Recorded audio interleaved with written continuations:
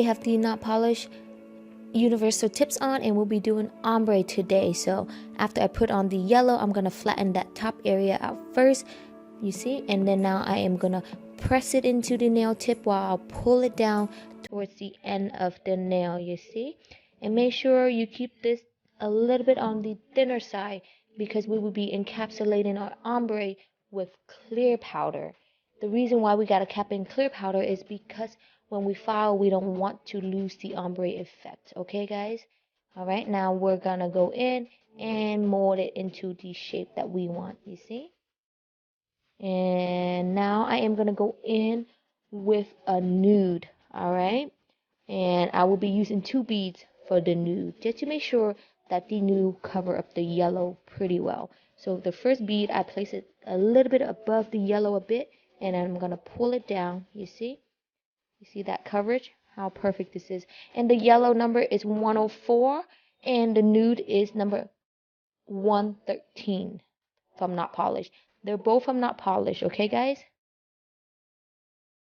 And then I am going to go in with the second bead of the same color nude. You see? Place it close to the cuticles, and then just slightly pull it down. There you go. And make sure you clean off all the edges, you see? Make sure you just clean it up nice and easy. You see that coverage right there? That is perfectly blended. And now I am going to go in with the crystal clear powder. And I'm going to place it just above the ombre. Again, why am I doing so above just the ombre? Because we already have the nude close to the cuticle. So there is no reason for us to put the clear close to the cuticle. That means we're just going to have 2 layers of powder near the cuticle, then that would just make things very thick, okay? So when you do the encapsulation, just go above it a little bit. And for everyone who struggle with shaping, make sure you guys try out the Not Polished Universal Tip Box, okay?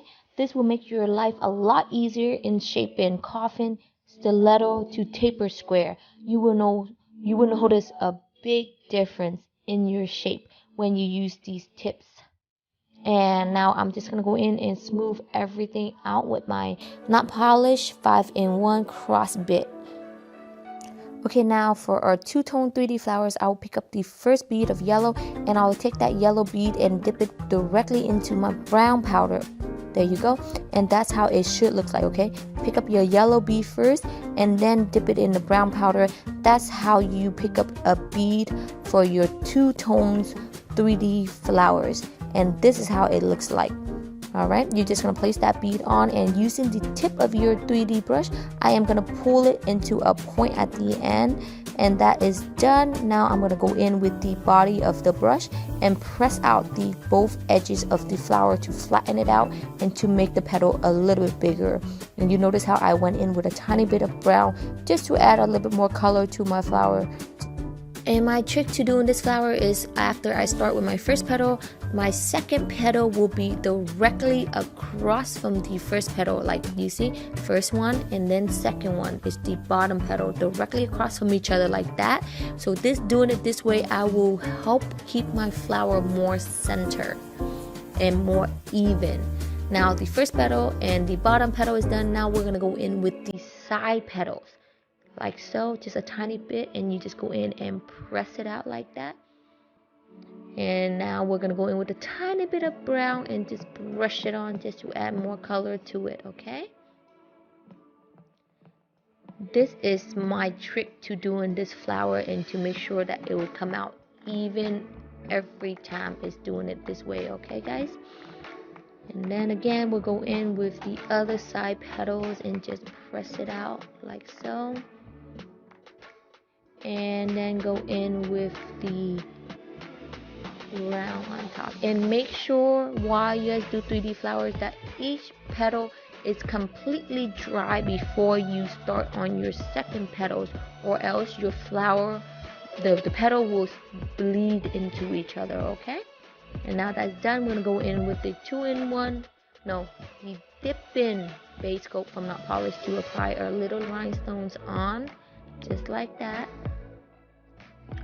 And same goes for this one, guys. We're just gonna go in with the two color beads, and then just make sure that we have the point at the end, and then go in and press out the petals like so. You see how I put it on, and then I'll use the tip to drag it out to a point. There you go. And just press out on both sides.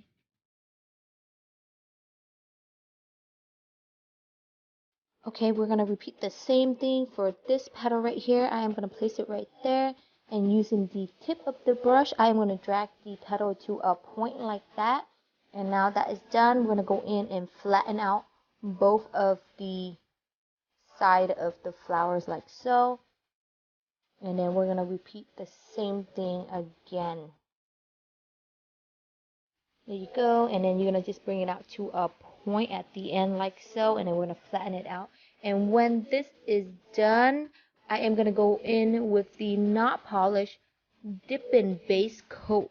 Okay, guys, dip and base coat to place on my little rhinestones. This is what I use when I do small rhinestone.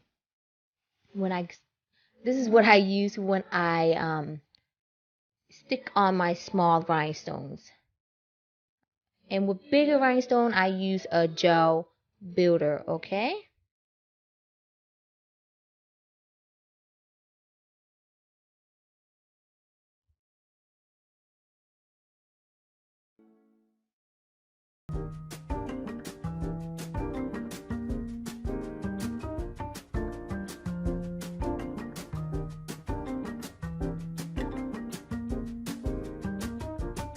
Okay, now we are going to repeat the same step for this one. I am going to put the Notpolish dip and base coat on, and then I'll just apply my little gems all in the center of this flowers. There you go.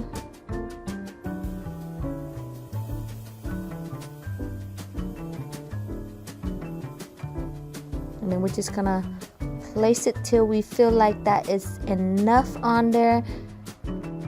There you go, and this is the finished products, guys. I hope you enjoy it, and I'll see you guys next time.